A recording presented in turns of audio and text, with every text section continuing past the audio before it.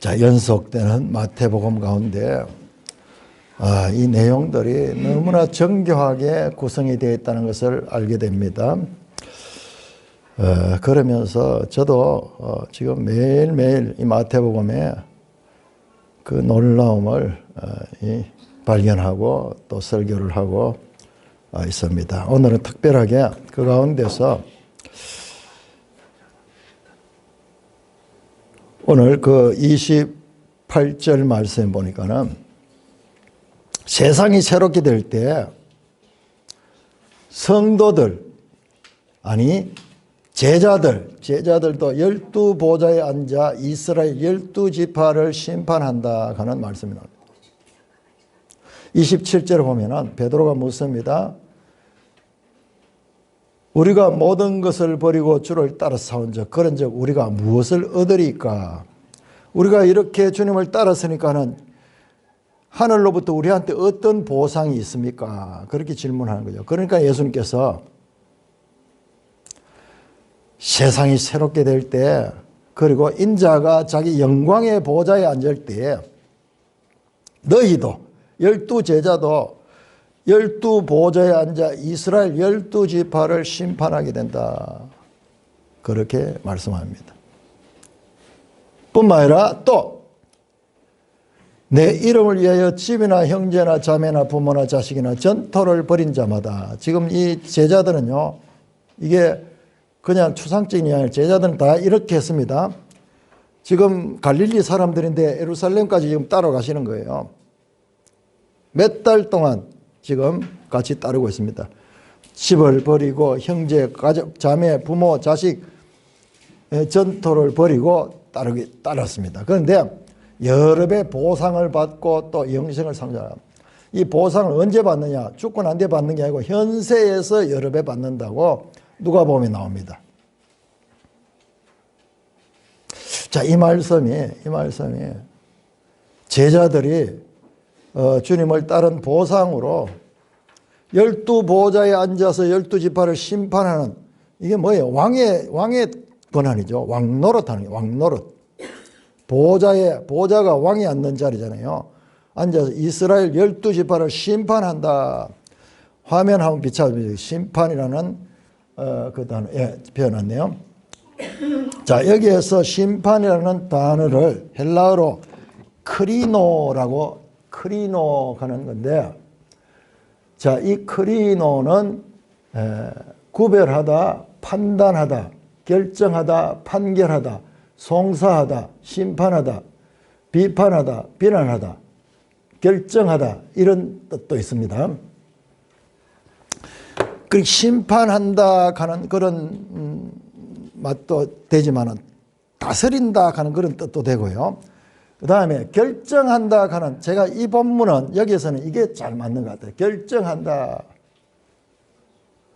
12지파들이 이스라엘 12지파의 삶을 결정 내리는 그런 역할을 감당한다. 그런 말씀이에요. 그런데 제자들이 보니까는 이렇게 한 적이 없는 것 같은데요. 그리고 이 말씀이 믿겨지지 않는데요. 제자들 비참하게 다 십자가에 죽고 그랬는데 어떻게 12보좌에 앉아 이스라엘 12지파, 나중에 주님 재림할 때 일어난 일일까요?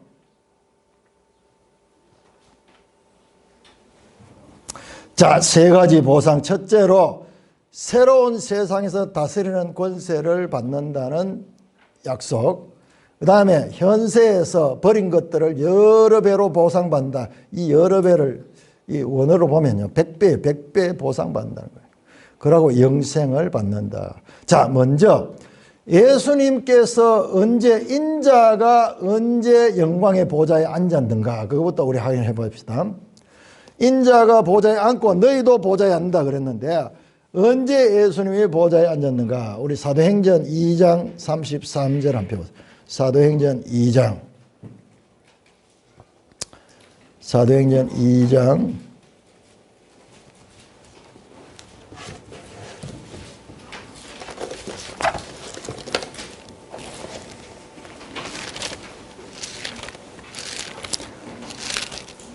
자, 지금 이 이야기는요, 여러분들, 지금 예수님 이 말씀은 너무 추상적으로 보면 안 됩니다. 지금 되게 현실적인 이야기예요. 지금 예수님이 예루살렘에 가서 이제 십자가에 못 박혀 죽으십니다.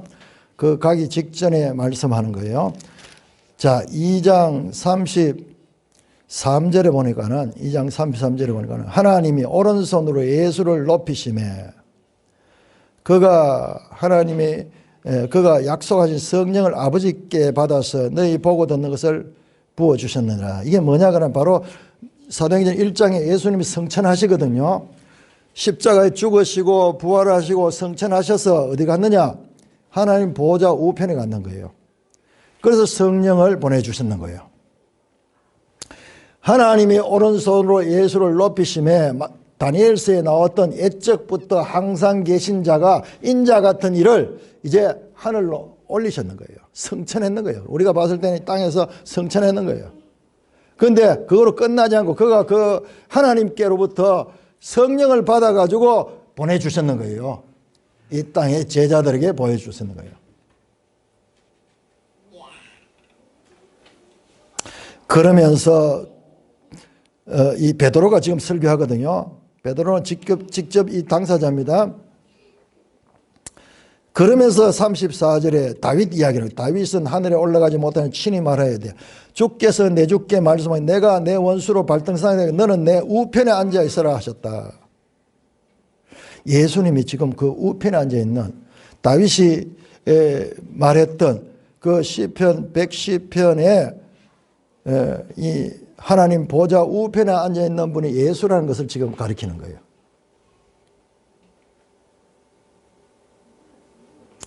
그런즉 이스라엘 온 집은 확실히 알지니 너희가 십자가에 못 박은 이 예수를 하나님이 주와 그리스도 되게 하셨다. 예수님이 십자가에 죽으시고 부활하시고 성천하셔서 보좌 우편에 앉았는 거예요. 예수님이 보좌 우편에 앉았어요. 그래서 우리가 사도신경 할 때도 하늘에 오르사 하늘에 올라가시죠. 예수님이 부활하시고 성천하시고 그 다음에 전능하신 하나님 우편에 앉아 계시잖아요. 우편에 앉아 있다. 지금 예수님이 십자가에 고난을 당하시고 부활하시고 그 다음에 이 땅에 40일 동안 이 땅에 계시다가 성천하셨어요. 성천하셔서 어디 갔느냐? 우리 눈에 보이지 않는 하나님 우편에 앉아 계셔. 사도행전 7장 56절에 이렇게 나옵니다. 스데반이 죽을 때예요. 그 모습을 보는 거예요. 예수님이 하나님 우편에 계신 것을 보는 거예요. 그러니까 예수님은 이 땅에서 고난을 당하시고 부활하시고 보좌 우편에 앉아 계십니다. 그러면은 제자들은 언제 보좌에 앉을까요? 제자들은 언제 보좌에? 자, 제자들이 언제 보좌에 앉는가는 에베소서 2장에 나옵니다. 자, 에베소 2장을 한번 찾아요. 에베소서 2장.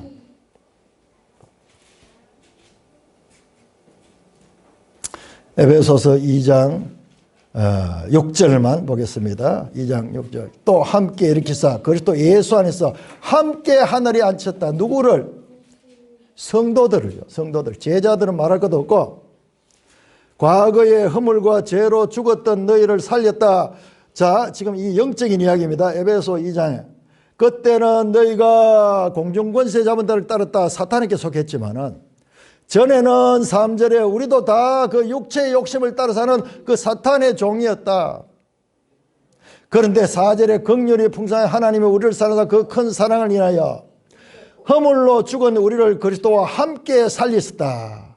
우리가 예수 그리스도를 믿음으로 함께 살았는데 그로 끝나는 것이 아니라 함께 이렇게 가지고 그리스도 예수와 함께 하늘에 앉혀졌다. 그렇게 말씀하는 거예요. 하늘에 앉혀졌다 그러는 거예요. 하늘에 앉혀졌다. 제자들 지금 여기 땅에 있는데도 불구하고 예수 믿는 그와 같은 자들은 이미 이 위치가 어디냐 그러면은 몸이 이 땅에 있음에도 불구하고 함께 하늘에 앉혔다. 보좌 우편에 앉은 것 같은 단어에 함께 앉다. 왜? 10절 보세요. 2장 10절. 우리는 그가 만드신 바라 그리스도 예수 안에서 선한 일을 위하여 지으심을 받은 자다. 여러분 여기 선한 일이라는 이게 무슨 단어인지 아세요? 이 선한 일이 이게 이게 바로 좋은 것이에요. 좋은 것. 좋은 것, 선하다, 좋다. 이건 선하다는 것은 이거는 한자어고 우리 한글로 하면 좋은 것이야. 좋은 것. 선하다, 좋다, 좋다. 이게 바로 헬라어 아가토스. 너희가 악한 자로도 좋은 것을 너희에게 줄 알고 하물며 하늘에 계신 너희 아버지께서 좋은 것을 주시지 않겠냐.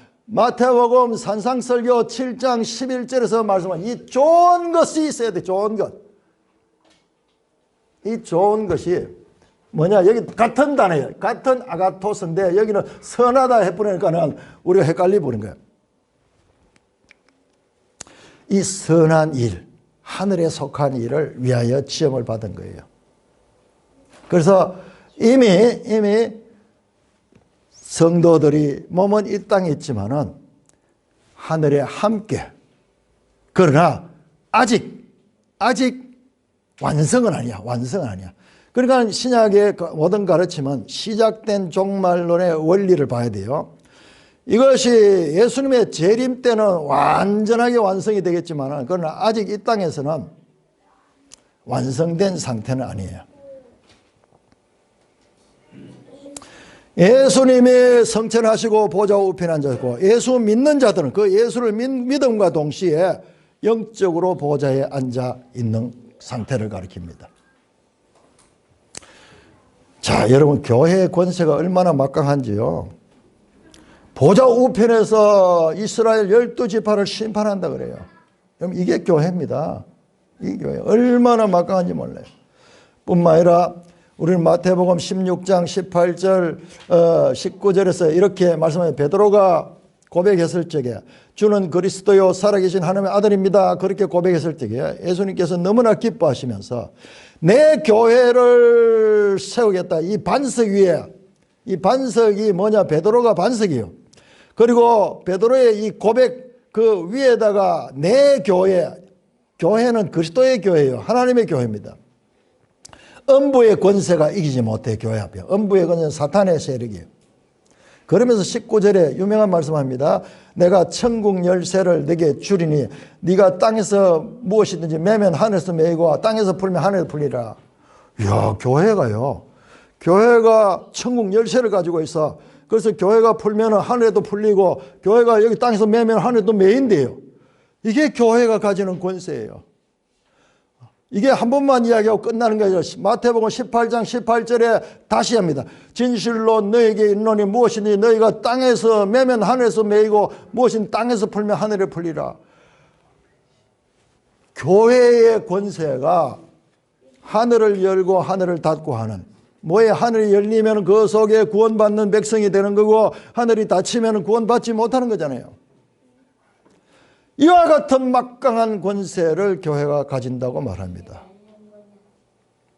여러분, 12제자는요, 여러분들 제가 이 마태복음을 공부하면서 절실하게 느꼈는데 우리는 이 12제자에 대해서 너무나 소홀하게 생각했다는 거예요. 12제자는 사도행전의 주인공이고 그 다음에 바로 주님께서 계속 세우시고자 지금 가르치고 있는 그 교회의 기초석들이에요. 기초. 교회는 사도들의 터 위에 세워진 거예요. 그래서 우리가 예배할 적에도 사도 신경을 하는 것이 이게 교회의 기초와 연관이 되게 됩니다. 우리 교회는 사도들의 기초 위에 세워진 교회다. 지금도 그 사도들과 연결되어 있다. 이것을 드러내기 위해서 공식적으로 사도신경을 하는 겁니다. 교회는 하나님이 세우신 구원의 기관입니다. 사도들의 복음 전파로 인해 교회가 세워진 것을 기록한 것이 사도행전이에요. 사도행전 전부 사도들이 행적, the act, 아포슬, 사도들의 행적. 여러분 보세요. 여기서는 계속 제자라고 이름이 나왔죠. 사도행전에 가면 제자가 아니고 사도라고 나와요. 제자일 때와 사도는 보냄을 받은 자예요.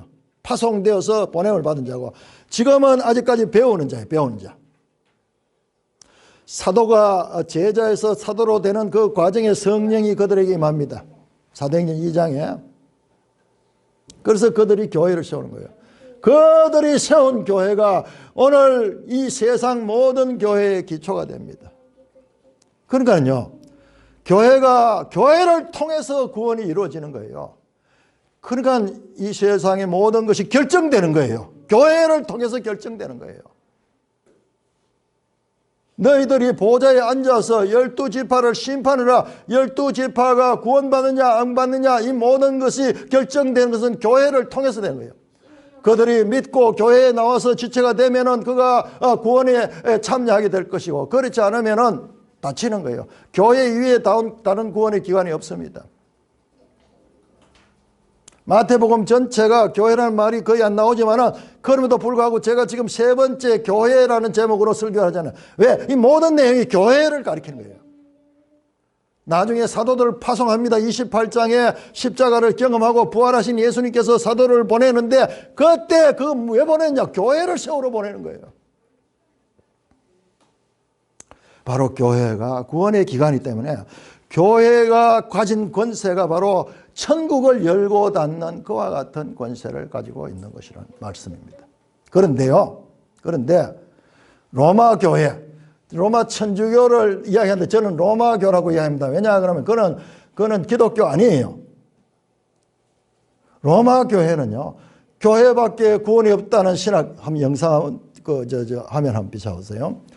그런 신학적 해석. 그렇죠. 지금 보세요. 교회를 통하여 구원이 있잖아요. 교회가 열려야지 열리고 교회가 닫아야지 닫히잖아요. 말이 맞아요. 그래서 신학자들이 이런 신학의 배경에서 교회밖에는 구원이 없다. 그런데 천주교는 어떻게 주장하냐면 가톨릭 교회, 로마 교회 말고는 구원이 없다. 개신교 이런 거 다 구원 못 받아. 로마 교회만 구원 받으셔서. 여러분들, 모든 이단들의 공통 주장이 바로 똑같잖아요. 자기들 신천지를 통해서만, JMS를 통해서만, 저 통일교를 통해서만 자기들한테만 구원이 있다. 그러면서 보세요.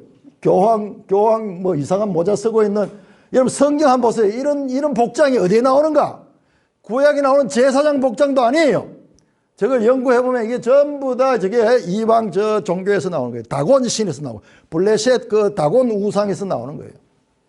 그 다음에 마리아 숭배도 알고 보면 저 여신 숭배에서 나오는 거예요. 그러면서요, 이들은, 교회가 이만큼 권세 있으니까는, 베드로가 일대 교황이다. 영상 한번 비춰보세요. 그 다음에 세상에서 제일 큰, 그 당시로 가장 큰 건물을 지었어요. 그게 성 베드로 성당이에요. 그래서 그걸 교황청으로 만들고 지금까지 교황의 권세를 절대화하고 있습니다. 여러분 보세요. 이게 교황의 역대 교황 명부예요. 1번 1대 교황 베드로. 아니 베드로가 교황이라는 게 이게 말이 돼요? 언제 성경에 그런 이야기가 어디 나와요? 그 뒤에 공식적으로 교황 제도가 생긴 것은요, 이 500년대, 이 그레고리 1세, 이때가 이제 생겨서. 그 이전에는 뭐예요? 만들어 놓은 거예요. 여러분, 베드로가 교황이라, 그 다음에 두 번째가 누구라? 자, 왜 이런 걸 만드느냐? 끝에 보세요, 끝에. 지금 현재 교황이 어디냐? 그러면은, 다음 장으로 가야 되는데, 안 했습니까? 자, 이게 900년대고요. 지금 250 몇 대인가, 260대인가 그래요. 죽으면은, 교황은 죽을 때까지잖아요. 그 다음 교황. 지금 현재 교황이 예수의 출신, 무슨 교황입니까? 그 교황 하고 있죠. 우리 때만 해도 교황이 지금 몇 명이나 돼. 자, 그래서 이렇게 만들면서 베드로의 상징이 열쇠예요. 천국 열쇠를 가있다는 거예요. 여러분 그런가요? 자, 18장 한번 펴보세요. 마태복음 18장. 자, 그들은 철저하게 이 열쇠를 받은 자가 베드로라고 그렇게 말씀하는데, 베드로는 교회를 대표하는 자입니다. 자, 이 18장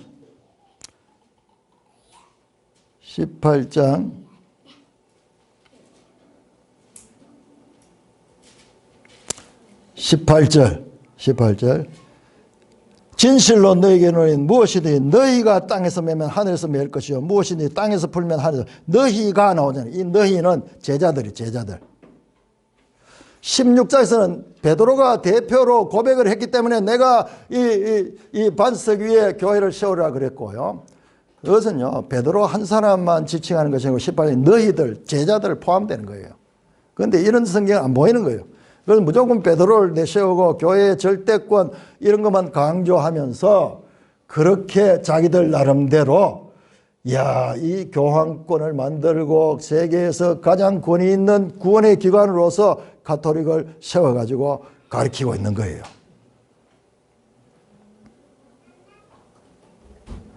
그러면서 하는 짓이 참 성경에 가르친 거는 반대됩니다.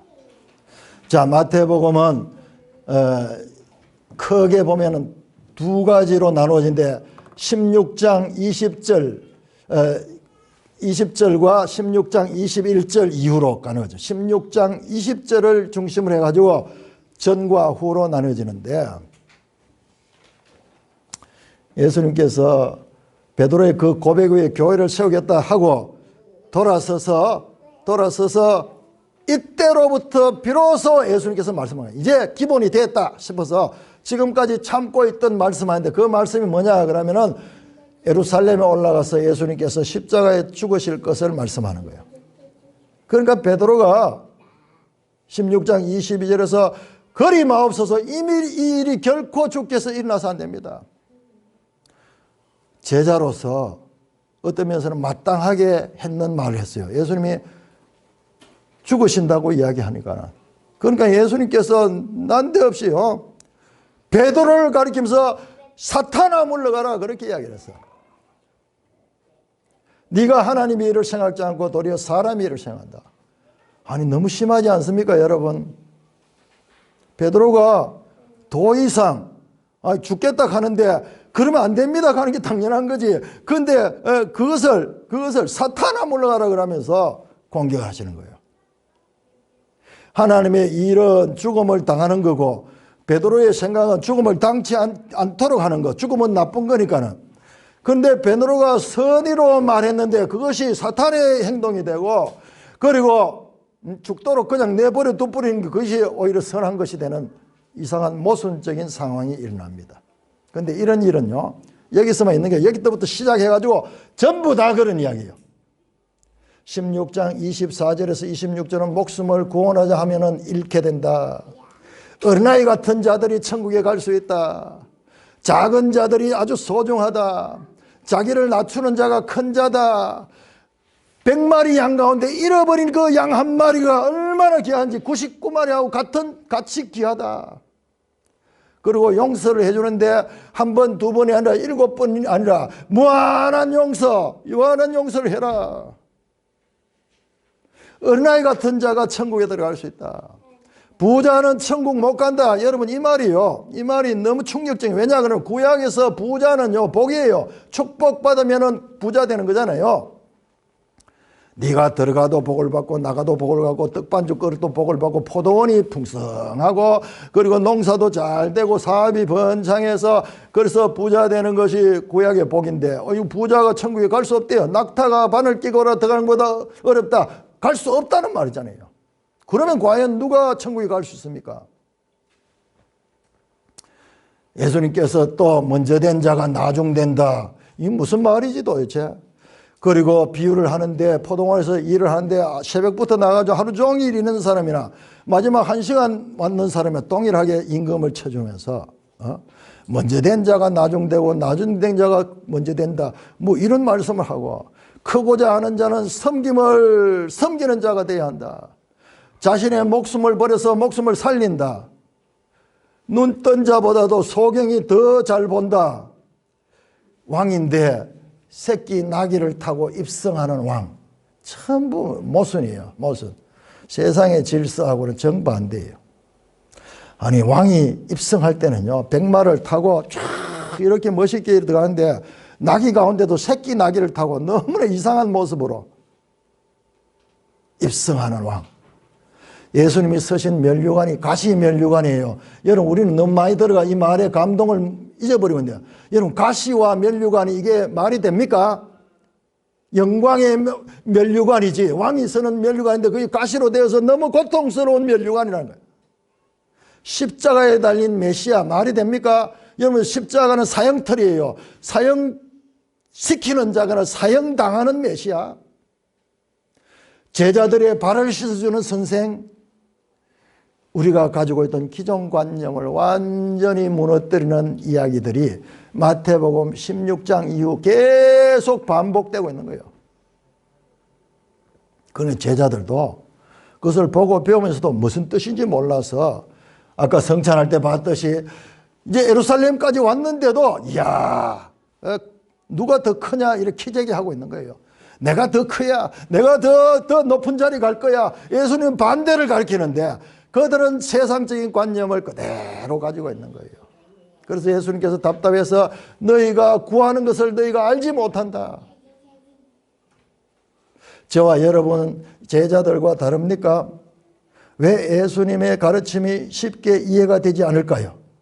로마 교회가 세상에서 가장 큰 건물, 세계적인 조직을 가지고 큰 권세를 자랑하는 것은 여러분 성경을 자세히 보면 예수님의 가르침과 정반대되지 않습니까?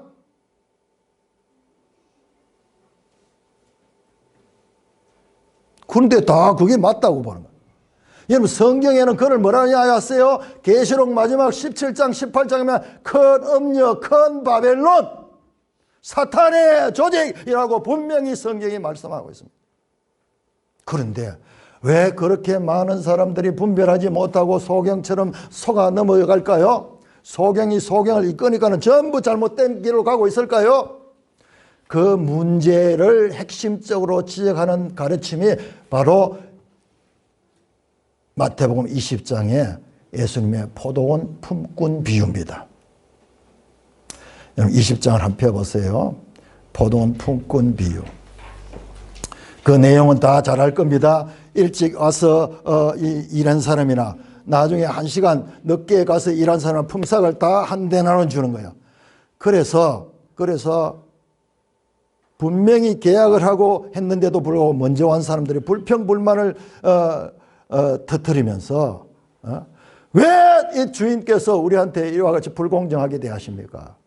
아니 분명히 계약을 했다고 거기 나왔거든요. 계약을 분명히 맺은데도 불구하고 왜 그들이 주인에게 그렇게 원망하고 주인에게 항거했을까요?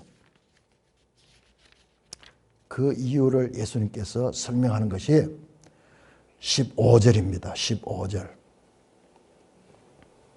내 것을 가지고 내 뜻대로 할 것이 아니야. 내가 선함으로 네가 악하게 보느냐. 나중 온 이 사람에게 14절에 너와 같이 주는 것이 내 뜻이다. 세상은 일을 많이 하고 공로를 많이 산 사람은 많이 받고 적게 한 사람은 적게 받는 거, 이게 세상 질서니까 우리는 이건 너무 당연한 거예요. 그런데 이게 아닐 때 우리는 거기서 당황하는 거예요. 그리고 우리가 견디지 못하는 거예요. 그런데 주인이 말합니다. 내 것을 가지고 내 뜻대로 할 거냐. 내가 선함으로 네가 악하게 보느냐. 네가 선함으로, 바로 요단이에요. 아가토스. 하나님은 아가토스, 선한 분이에요. 절대 선이에요. 그런데 우리의 가치, 우리의 판단으로 보니까 악하게 보이는 거예요. 자, 거기에 보면은 네가 악하게 보느냐, 이 원어가요, 호티 에고 아가토스. 아니, 옵탈모스 수 포네로스. 당신의 눈에 악한 것이지, 내가 선한 것은, 나는 선한 자인데 너의 눈에는 악하게 보인다. 옵탈모스 포네로스. 당신의 눈을 통하여서는 악하게 보였지만 나는 선한 거야. 선한 것. 선한 것은 변함이 없는데 보는 네가 악하기 때문에 네가 그렇게 보는 거야. 자, 마태복음 6장. 자, 이 말씀은 처음 나오는 말씀이 아니고 산상수훈에서 이미 나온 말씀입니다. 6장 22절 23절. 너는 몸의 등불이, 그러므로 내 눈이 성하면 온 몸이 밝고 눈이 나쁘면 온 몸이 어둡다. 그러므로 네게 있는 빛이 어두우면 그 어둠이 얼마나 되겠냐. 자, 내 눈이 어두우면은요, 세상이 다 어둡게 보여. 여기에 똑같은 단어입니다. 옵탈모스, 아폴루스. 건강하면 건강한 눈. 그 다음에 눈이 나쁜 눈, 옵탈모스, 포네로스. 방금 나왔던 그거예요. 너희 눈에 악하게 보느냐. 그게 바로 눈이 나쁘면이에요. 온몸이 어두운 거예요. 내가 어두우니까는 다른 게 어둡게 보이는 거예요. 빛이 없으니까는 어두움이 가득 차있기 때문에 다른 것이 어둡다고 말하는 거예요. 주인의 불공평에 대해서 항거했습니다. 주인이 몰상식하다. 주인이 경제관념이 부족하다. 어찌하여 아침부터 와서 종일 있는 사람이냐, 1시간 이내서 동일하게 평가하느냐. 그들이 그렇게 불만을 터뜨리고 원망했던 그 배후에는요, 드러난 그 표현 이전에 남이 복받는 것을 보고 불만이 일어나는 거예요. 남이 잘 되는 것에 대한 시기가요, 자기는 이렇게 노력했는데 상대적으로 그렇게 된 것에 대한 시기심이 불타올라서 정의로운 이야기로 공정을 이야기한 것 같지만은 사실은 자기들의 죄성을 드러내고 있는 거예요. 그럴듯한 이유를 내세우며 자신도 자신의 판단이 합당하다고 자신도 속으면서 지금 그 이야기를 하는 거예요. 우리가 이 마태복음에 나오는 말씀을 받아들이기 우리가 어려운 것은요, 우리 자신이 세상의 질서 가운데 찌들어져 있기 때문에 그렇습니다. 죄로 오염되어 있기 때문에 그렇습니다. 선글라스를 끼고 보면 온 세상이 이 선글라스 색깔 따라 푸른색이면 푸르게 보입니다. 예수는 분명히 꽃은 붉은색이라 이야기하고, 그리고 이 나무는 나무색을 이야기하고 초록색을 이야기하고 100개 있는 그대로 설명하지만 선글라스를 끼고 있으면 다 푸르게 보여요. 그러면서 이 선글라스가 벗어지지 않는 이상 아무리 설명을 해도 그것은 제대로 볼 수가 없는 것입니다. 예수님은 이 천국의 교훈을 세상 속에서 가르치는 것입니다. 세상은 하나님의 것이지만 죄로 인하여 현재는 타락된 상태입니다. 이걸 여러분 알아야 됩니다. 이게 원형이 아니에요.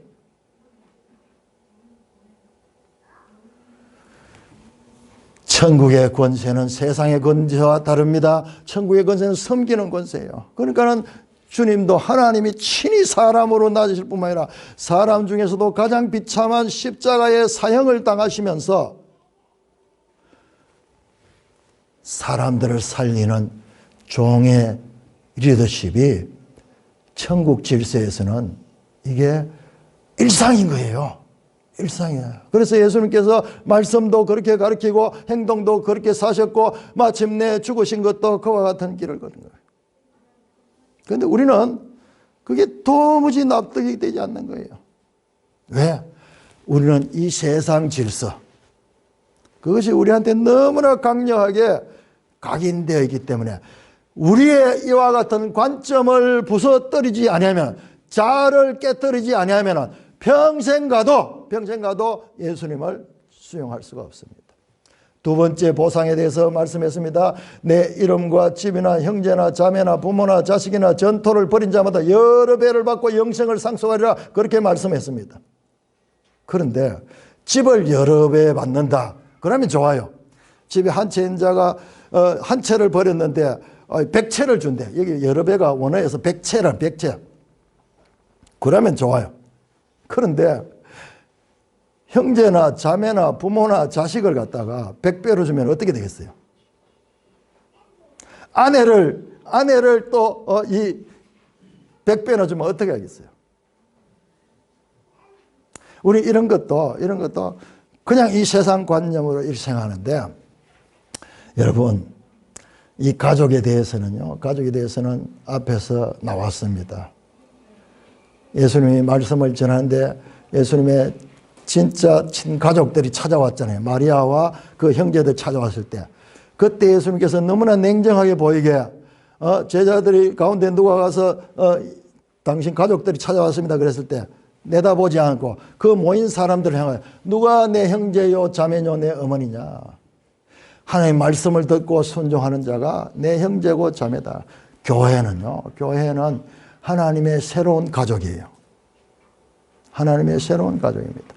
제자들은 앞으로 이 교회를 세우게 될 것입니다. 교회는 100배 넘는 그와 같은 형제가 생기게 될 것이고 자매들이 생길 것입니다. 여러분, 교회에서 호칭을 형제 자매로 쓰는 것은 이것은 너무나 영광스러운 거예요. 오늘날 교회에서 그런 단어를 안 쓰는 거예요. 집사님, 장로님, 목사님 그런 용어만 쓰는데 그거는 오히려 부차적이에요. 교회는 가족입니다. 새로운 가족입니다. 그리스도 안에서 한 가족입니다. 사도행전 2장 41절에 보니까는 사도 베드로가 설교한 다음에 그날에 베드로의 말을 받은 사람들이 세례를 받으며 신도의 수가 3,000이나 되었다. 여러분, 그들이 어떻게 사는지 보세요. 42절에 보면 사도를 같이 막 서로 교제하고 떡을 떼며 함께 식구가 되었어요. 같이 먹고 마십니다. 그리고 재산과 소유를 팔아 각 사람의 필요를 따라 나눠주면서 공동생활 같은 그와 같은 삶이 있는 거예요. 여러분, 이게 여기에서 하나를 뺀 것이 공산주의예요. 공산주의예요.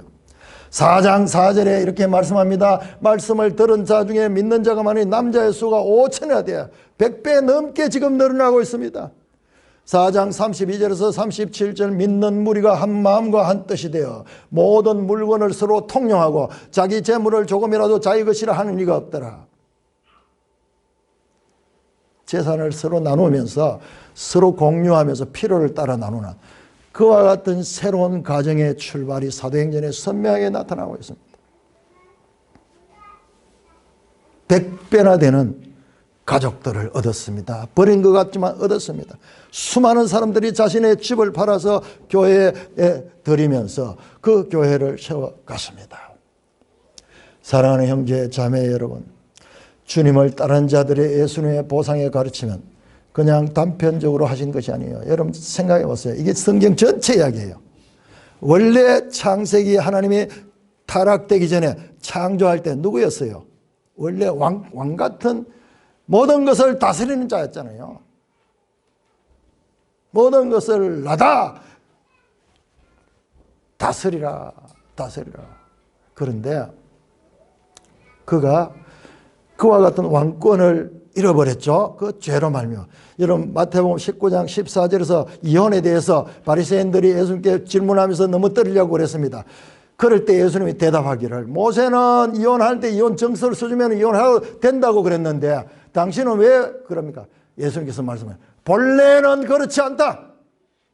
본래가 뭐예요? 아르케. 이것이 바로 처음에 창조했을 때 남자와 여자를 지으시고 했을 때 그때 모세의 법은 죄로 타락된 이후에 그 지어진 것이고 본래 하나님이 만든 것은 그렇지 않다. 두 번에 합쳐서 19장 18절도 모세가 너희 마음의 완악함 때문에 아내 버림을 허락하게 본래는 그렇지 않다. 원래 하는 죄로 타락하기 전의 상태는 그렇지 않습니다. 바로 잃어버렸던 왕권, 죄와 사망이 왕노를 하기 이전에 참으로 하나님의 피조물 되고 그 모든 피조물을 다스리던 그와 같은 아담의 그 왕권이 잃어버렸어.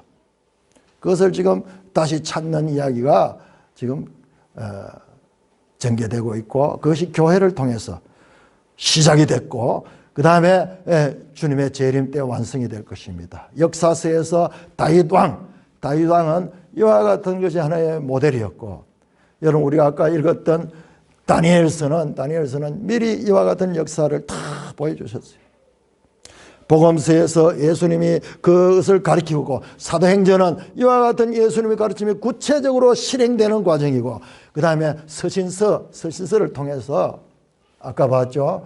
우리가 어떻게 이 보좌에 앉게 됐던가 에베소서 골로새서 다 그 이야기를 가르칩니다. 뿐만 아니라 마지막 요한계시록은 새 예루살렘 성 그 안에서 12지파와 그리고 12제자로 되는 그 건물인 듯 하면서도 건물이 아닌 교회 영광스러운 교회의 모습을 가리키고 있습니다. 사랑하는 형제 자매 여러분들, 저와 여러분들은 심판하는 권세를 가진 왕같은 존재들입니다. 베드로 사도는 이렇게 말합니다. 너희는 택하신 족속이요 왕같은 제사장들이요 거룩한 나라다. 그의 소유된 백성이다. 우리가 입을 열어 복음을 전하고 우리가 입을 열어 예수 그리스도를 전하는 그 일을 통해서 그 상대방이 천국의 문이 열려서 들어갈 수도 있고 문이 닫혀서 들어가지 못할 수도 있습니다.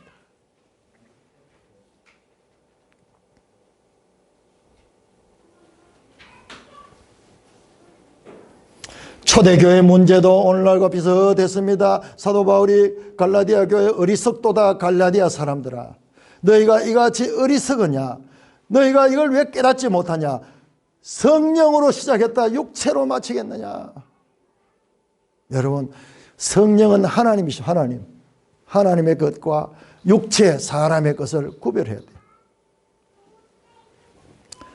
산돌교회를 세우시고 이 개척교회를 세운다는 것은요, 어마어마한 하늘에 그 이 보상이 있는 일이에요.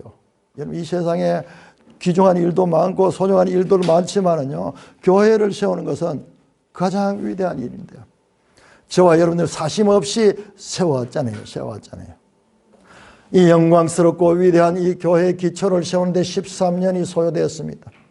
여러분들 정명석이 그 짧은 그걸 우연히 내가 봤는데, 그리고 자기들로 봐서는 그게 아주 핵심 메시지라고 하면서 전하는 내용인데, 보니까는 제가 그래서 여러분들에게 물었는 거예요. 이 JMS의 그 유명 대학교 뭐 SKY 뭐 다 거기 들어가 있고 그렇다고 하는데도 여러분 성경의 관점을 가지고 보니까는 어떻습니까? 분명히 여러분들 다 동일한 말씀으로 그렇게 기록했어요.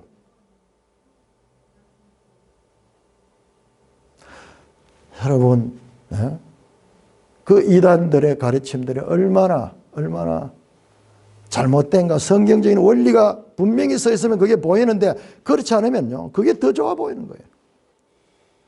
세상이 새롭게 될 때까지 즉 영원으로 이어지며 그날의 왕노릇 하는 자들이 만들어지는 것이 바로 교회입니다.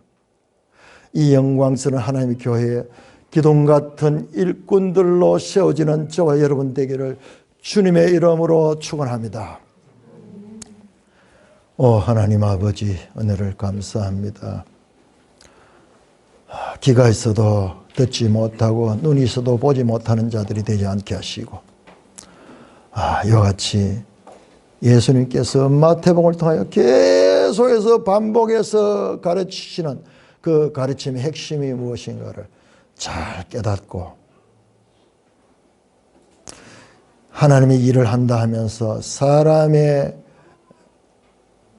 일로 끝나버리는, 성령으로 시작했다 육체로 끝나는 자들이 아니라 성령으로 시작했다 끝까지 하나님의 뜻을 이루는 산돌교회 되게 하여 주시옵고, 이 교회 어린아이들, 아버지 하나님 천하보다 더 귀하게 여기는 그 어린아이들도 이 교회를 통하여 아버지 하나님이시여 그 하늘 백성의 그 모든 것들을 교훈받고 또 이들을 통하여 많은 이들이 전도되며 이 교회가 영광스러운 하나님의 교회로 이끌어지기를 간절히 바라고 원합니다. 우리 주 예수 그리스도의 이름으로 감사하며 기도드리옵나이다. 아멘.